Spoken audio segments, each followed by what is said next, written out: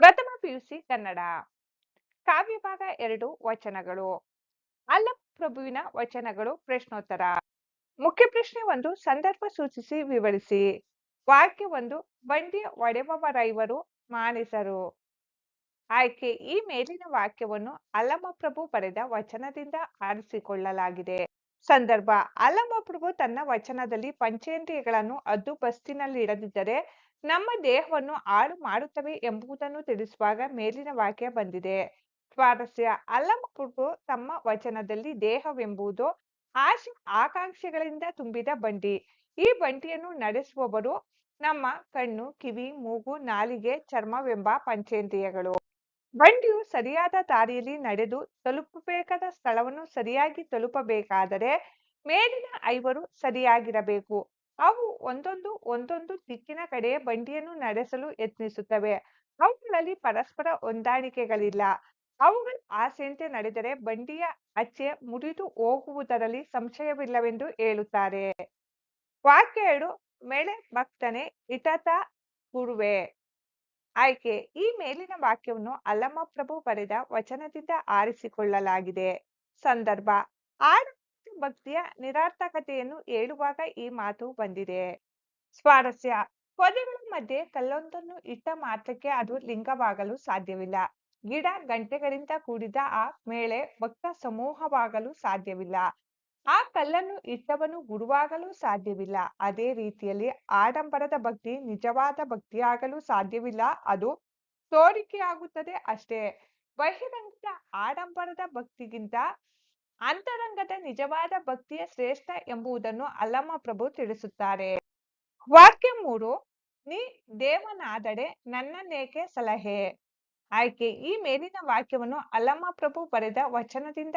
ಆರಿಸಿಕೊಳ್ಳಲಾಗಿದೆ ಸಂದರ್ಭ ಅಲ್ಲಮಪ್ರಭು ದೇವರನ್ನು ಪ್ರಶ್ನಿಸುವ ಸಂದರ್ಭದಲ್ಲಿ ಈ ಮೇಲಿನ ಮಾತು ಬಂದಿದೆ ಸ್ವಾರಸ್ಯ ದೇವರು ಆತರ ಭಕ್ತರ ಕಷ್ಟಕ್ಕೆ ಕೂಗಿಗೆ ಓಗೊಡಬೇಕು ಅದಲ್ಲದವನು ದೇವರಾಗುವುದಿಲ್ಲ ಬಾಯಾಡಿದವನಿಗೆ ಕುಡಿತಕ್ಕೆ ನೀರು ಕೊಡುವ ಹಸಿದಾಗ ತುತ್ತು ಅನ್ನ ನೀಡುವ ಕೆಲಸವನ್ನು ಯಾರು ಮಾಡುವರೋ ಅವರೇ ದೇವರು ಅದನ್ನೇ ನಾನು ಮಾಡುತ್ತಿರುವುದರಿಂದ ನಾನೇ ದೇವರೆಂದು ಅಲ್ಲಮಪ್ರಭು ಹೇಳುತ್ತಾ ನನ್ನ ಕೂಗಿಗೆ ನೀನೇಕೆ ಸ್ಪಂದಿಸುವುದಿಲ್ಲವೆಂದು ದೇವರನ್ನು ಕೇಳುತ್ತಾರೆ ಆ ಮೂಲಕ ಅಲ್ಲಮಪ್ರಭು ಆರ್ತರ ನಿಜವಾದ ಕೂಗಿಗೆ ಓಗೊಡುವವರೇ ದೇವರೆನ್ನುತ್ತಾರೆ ಮುಖ್ಯ ಪ್ರಶ್ನೆ 2 ಒಂದು ವಾಕ್ಯದಲ್ಲಿ ಉತ್ತರಿಸಿ ಮಕ್ಕಳೇ ಪರೀಕ್ಷೆಯಲ್ಲಿ ಒಂದು ವಾಕ್ಯದ ಪ್ರಶ್ನೆಗಳನ್ನು ಆಯ್ಕೆಗಳ ಮೂಲಕ ಕೊಡುತ್ತಾರೆಂದು ಈ ರೀತಿ ಪ್ರಶ್ನೋತ್ತರಗಳನ್ನು ಆಯ್ಕೆ ಮುಖಾಂತರ ನೀಡಿರುತ್ತೇನೆ ಗಮನಿಸಿ ಪ್ರಶ್ನೆ 1 ಅಲ್ಲಮಪ್ರಭುವಿನ ಅಂಕಿತ ಯಾವುದು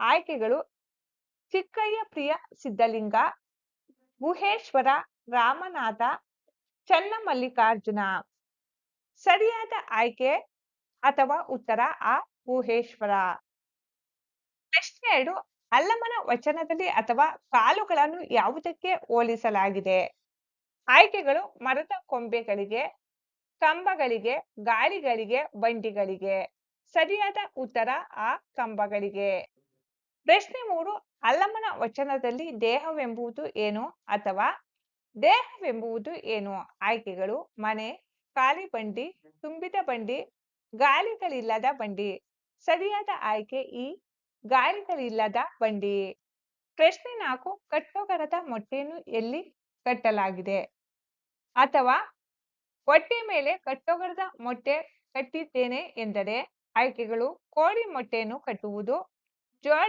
ಹಿಟ್ಟಿನ ಉಂಡೆಯನ್ನು ಕಟ್ಟುವುದು ಅನ್ನದ ಉಂಡೆಯನ್ನು ಕಟ್ಟುವುದು ಅಥವಾ ಒಗರದ ಅಥವಾ ಕಹಿಯಾದ ಉಂಡೆಯನ್ನು ಕಟ್ಟುವುದು ಸರಿಯಾದ ಉತ್ತರ ಈ ಒಗರದ ಅಥವಾ ಕಹಿಯಾದ ಉಂಡೆಯನ್ನು ಕಟ್ಟುವುದು ಪ್ರಶ್ನೆ 5 ಇಟ್ಟ ಕಲ್ಲು ಎಲ್ಲಿ ಸಿಕ್ಕರೆ ಲಿಂಗವೆಂದು ಅಲ್ಲಮ್ಮ ಕೇಳುತ್ತಾನೆ ಆಯ್ಕೆಗಳು ದೇಹದ ಮೇಲೆ ಬೆಟ್ಟದ ಮೇಲೆ ಬಂಡೆಯ ಮೇಲೆ ಮೇಳೆಯ ಮೇಲೆ ಸರಿಯಾದ ಉತ್ತರ ಈ ಮೇಳೆಯ ಮೇಲೆ ಪ್ರಶ್ನೆ 6 ಹಸಿದಾಗ ಏನನ್ನು ನೀಡಬೇಕೆಂದು ಅಲ್ಲಮ್ಮ ಹೇಳುತ್ತಾನೆ ಆಯ್ಕೆಗಳು ಹಣ ತುತ್ತು ಅನ್ನ ಚಿನ್ನ ಭೂಮಿ ಸರಿಯಾದ ಉತ್ತರ ಆ ತುತ್ತು ಅನ್ನ ಮುಖ್ಯ ಪ್ರಶ್ನೆ 3 2-3 ವಾಕ್ಯಗಳಲ್ಲಿ ಉತ್ತರಿಸಿ ಪ್ರಶ್ನೆ 1 ಕಾಲು ಮತ್ತು ದೇಹವನ್ನು ಯಾವುದಕ್ಕೆ ಹೋಲಿಸಲಾಗಿದೆ ಉತ್ತರ ಕಾಲನ್ನು ಗಾಲಿಗೆ ಅಂದರೆ ಚಕ್ರಕ್ಕೆ ಹೋಲಿಸಲಾಗಿದೆ ದೇಹವನ್ನು ತುಂಬಿದ ಬಂಡಿಗೆ ಹೋಲಿಸಲಾಗಿದೆ. ಪ್ರಶ್ನೆ 2 ಯಾರನ್ನು ಕಂಡರೆ ಅಲ್ಲಮ್ಮ ನಾಚುವೆನೆಂದು ಹೇಳುವನು? ಉತ್ತರ ಅಂಗದ ಮೇಲೆ ಲಿಂಗವನ್ನು ಧರಿಸಿ ಅಂತರಂಗದಲ್ಲಿ ಭಕ್ತಿ ಇಲ್ಲದವನನ್ನು ಕಂಡರೆ ಅಲ್ಲಮ್ಮ ನಾಚುವೆನೆಂದು ಹೇಳುತ್ತಾನೆ. ಆ ಮೂಲಕ ಅಲ್ಲಮ್ಮ ಆಡಂಬರದ ಭಕ್ತಿಯನ್ನು ವಿಡಂಬಿಸುತ್ತಾನೆ. ಪ್ರಶ್ನೆ 3 ಅಲ್ಲಮ್ಮ ಏನನ್ನು ನೀಡುವುದರಿಂದ ನಾದೇವ ಎಂದು ಹೇಳುತ್ತಾನೆ? ಉತ್ತರ ಅಲ್ಲಮ್ಮ ಹಸಿದವರಿಗೆ ಒಂದು ತುತ್ತು ಅನ್ನವನ್ನು ಮತ್ತು ಬಾಯಾರಿದವರಿಗೆ ಬೊಗಸೆ ನೀರನ್ನು ಕೊಡುವುದರಿಂದ ನಾದೇವ ಎಂದು ಹೇಳುತ್ತಾನೆ. ಮುಖ್ಯ ಪ್ರಶ್ನೆ 4 5-6 ವಾಕ್ಯಗಳಲ್ಲಿ ಉತ್ತರಿಸಿ. ಪ್ರಶ್ನೆ 1 ದೇಹ ಎಂಬ ಬಂಡಿಯನ್ನು ಹೇಗೆ ನಡೆಸಬೇಕೆಂದು ತಿಳಿಸಲಾಗಿದೆ? ಉತ್ತರ ಅಲ್ಲಿ ಪ್ರಭುವಿನ ಪ್ರಕಾರ ದೇಹವೆಂಬುದು ಆಸೆ ಆಕಾಂಕ್ಷೆಗಳು ತುಂಬಿದ ಬಂಡಿ. ಈ ಬಂಡಿಗೆ ಕಾಲುಗಳೇ ಗಾಲಿ. ಈ ಬಂಡಿಯನ್ನು ನಡೆಸುವವರು ಕಣ್ಣು, ಕಿವಿ, ಮೂಗು, ನಾಲಿಗೆ, ಚರ್ಮವೆಂಬ ಪಂಚೇಂದ್ರಿಯಗಳು. ಈ 5 ಇಂದ್ರಿಯಗಳು ಒಂದಕ್ಕೊಂದು ಸಮವಿಲ್ಲದೆ ತಮಗಿಷ್ಟ ಬಂದಂತೆ ಬೇರೆ ಬೇರೆ ದಿಕ್ಕುಗಳಲ್ಲಿ ಬಂಡಿಯನ್ನು ಎಳೆಯಲು ಯತ್ನಿಸುತ್ತವೆ. ಪಂಚೇಂದ್ರಿಯಗಳ ಇಷ್ಟದಂತೆ ಬಂಡಿಯನ್ನು ಸಾಗಲು ಬಿಟ್ಟರೆ ಬಂಡಿಯ ಅಚ್ಚು ಮುರಿದು ಅನಾಹುತವಾಗುತ್ತದೆ. ಆದ್ದರಿಂದ ದೇಹವೆಂಬ ಬಂಡಿಯು ಸರಿಯಾದ ದಾರಿಯಲ್ಲಿ ಸಾಗಿ ತನ್ನ ಗುರಿಯನ್ನು ತಲುಪಬೇಕಾದರೆ ಈ ಪಂಚೇಂದ್ರಿಯಗಳನ್ನು ನಮ್ಮ ನಿಯಂತ್ರಣದಲ್ಲಿಟ್ಟುಕೊಂಡು ವಿವೇಕದಿಂದ ಬಂಡಿಯನ್ನು ನಡೆಸಬೇಕು. ಪ್ರಶ್ನೆ 2 ಆಡಂಬರದ ಭಕ್ತಿಯನ್ನು ಅಲ್ಲಮ್ಮ ಹೇಗೆ ಖಂಡಿಸುತ್ತಾನೆ? ಉತ್ತರ ಹೊಟ್ಟೆ ಮೇಲೆ ಅನ್ನದ ಬುಟ್ಟಿಯ ಗಂಟನ್ನು ಕಟ್ಟಿಕೊಂಡರೆ ಹೇಗೆ ಹಸಿವು ನೀಗುವುದಿಲ್ಲವೋ ಹಾಗೆಯೇ ದೇಹದಲ್ಲಿ ಲಿಂಗಾಧಾರಣೆ ಮಾಡಿದ ಮಾತ್ರದಿಂದ ಭಕ್ತನೂ ಆಗುವುದಿಲ್ಲ ಎಂದು ಅಲ್ಲಮ್ಮ ಹೇಳುತ್ತಾರೆ. ಪೊದೆಗಳ ನಡುವೆ ಕಲ್ಲನ್ನು ಇಟ್ಟ ತಕ್ಷಣ ಅದು ಲಿಂಗವಾಗುವುದಿಲ್ಲ. ಆ ಕಲ್ಲಿನ ಸುತ್ತ ಇರುವ ಪೊದೆಗಳು ಭಕ್ತರ ಸಮೂಹವಾಗಲು ಸಾಧ್ಯವಿಲ್ಲ. ಹಾಗೆಯೇ ಅಲ್ಲಿ ಕಲ್ಲನ್ನು ತಂದು ಇಟ್ಟವನು ಗುರುವಾಗಲು ಸಾಧ್ಯವಿಲ್ಲ.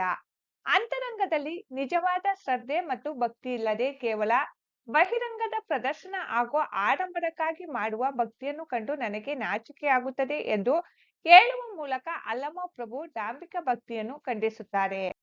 ಪ್ರಶ್ನೆ 3 ಅಲ್ಲಮ್ಮ ಪ್ರಭುವಿನ ವಚನಗಳ ಆಶಯಗಳೇನು? ಉತ್ತರ ಅಲ್ಲಮ್ಮ ಪ್ರಭುವಿನ ವಚನಗಳು ಪ್ರತಿಭಟನಾತ್ಮಕ, ವಿಚಾರಾತ್ಮಕ ಹಾಗೂ ವಿಮರ್ಶಾತ್ಮಕ ಅಂಶಗಳನ್ನು ಒಳಗೊಂಡು ಸತ್ಯದ ಅನ್ವೇಷಣೆಯ ಕಡೆ ಕೊಂಡೊಯ್ಯುತ್ತವೆ. ಮೊದಲ ವಚನದಲ್ಲಿ ದೇಹವನ್ನು ಬಂಡಿಗೆ ಹೋಲಿಸಿ ಅದನ್ನು ನಿಯಂತ್ರಿಸುವ ಪಂಚೇಂದ್ರಿಯಗಳನ್ನು ನಿಯಂತ್ರಣದಲ್ಲಿಟ್ಟರೆ ಆಗ ಮಾತ್ರ ನಮ್ಮ ಜೀವನ ಸಾರ್ಥಕಪಡಿಸಿಕೊಳ್ಳಲು ಸಾಧ್ಯ ಎನ್ನುತ್ತಾರೆ. 2ನೇ ವಚನದಲ್ಲಿ ಆಡಂಬರದ ಭಕ್ತಿ ಹಾಗೂ ಯಾಂತ್ರಿಕ ಭಕ್ತಿಯನ್ನು ಖಂಡಿಸುತ್ತಾ ಅಂತಹ ತೋರಿಕೆಯಿಂದ ಪ್ರಯೋಜನವಿಲ್ಲವೆಂಬುದಕ್ಕೆ ಹೊಟ್ಟೆ ಮೇಲೆ ಕಟ್ಟಿಕೊಂಡ ಬುಟ್ಟಿ, ದೇಹಕ್ಕೆ ದೃಢೀಕರಿಸಿದ ಲಿಂಗ, ಪೊದೆಗಳ ನಡುವಿನ ಕಲ್ಲಿನ ಉದಾಹರಣೆ ನೀಡುತ್ತಾರೆ. 3ನೇ ವಚನದಲ್ಲಿ ನಿಜವಾಗಿಯೂ ಕಷ್ಟದಲ್ಲಿ ಇರುವವರಿಗೆ ನೆರವು ನೀಡುವವನೇ ದೇವರು ಎಂದು ಹೇಳುತ್ತಾ ಬಾಯಾರಿದವನಿಗೆ ಗುಟುಕು ನೀರು ಕೊಡುವ, ಹಸಿದವನಿಗೆ ತುತ್ತು ಅನ್ನ ನೀಡುವ ಕೆಲಸ ತಾನು ಮಾಡುವುದರಿಂದ ತಾನೇ ಅಂತವರ ಪಾಲಿಗೆ ದೇವರು ಎನ್ನುವ ಧೈರ್ಯ ತೋರುತ್ತಾರೆ. ಹೆಚ್ಚುವರಿ ಪ್ರಶ್ನೋತ್ತರಗಳು.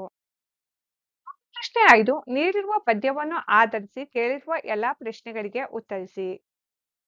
ಪದ್ಯಭಾಗ ಈ ರೀತಿಯಾಗಿದೆ. ಪದ್ಯಭಾಗಕ್ಕೆ ಸಂಬಂಧಿಸಿದ ಪ್ರಶ್ನೋತ್ತರಗಳು. ಕಾಲುಗಳೆಂದರೆ ಏನು? ಉತ್ತರ ಚಕ್ರ. ಪ್ರಶ್ನೆ 2 ಬಂಡಿಯನ್ನು ಹೊಡೆಯುವ ಜನ ಎಷ್ಟು? ಉತ್ತರ 5 ಅಥವಾ 5 ಜನ. ಪ್ರಶ್ನೆ 3 ಪಂಚೇಂದ್ರಿಯಗಳನ್ನು ನಿಯಂತ್ರಣದಲ್ಲಿ ಇಟ್ಟುಕೊಳ್ಳದಿದ್ದರೆ ಆಗುವ ಪರಿಣಾಮಗಳನ್ನು ಅಲ್ಲಮ್ಮ ಹೇಗೆ ಹೇಳಿದ್ದಾನೆ? ಉತ್ತರ ಅಲ್ಲಮ್ಮ ಪ್ರಭುವಿನ ಪ್ರಕಾರ ದೇಹವೆಂಬುದು ಆಸೆ ಆಕಾಂಕ್ಷೆಗಳು ತುಂಬಿದ ಬಂಡಿ. ಈ ಬಂಡಿಗೆ ಕಾಲುಗಳೇ ಗಾಲಿ. ಈ ಬಂಡಿಯನ್ನು ನಡೆಸುವವರು ಕಣ್ಣು, ಕಿವಿ, ಮೂಗು, ನಾಲಿಗೆ, ಚರ್ಮವೆಂಬ ಪಂಚೇಂದ್ರಿಯಗಳು.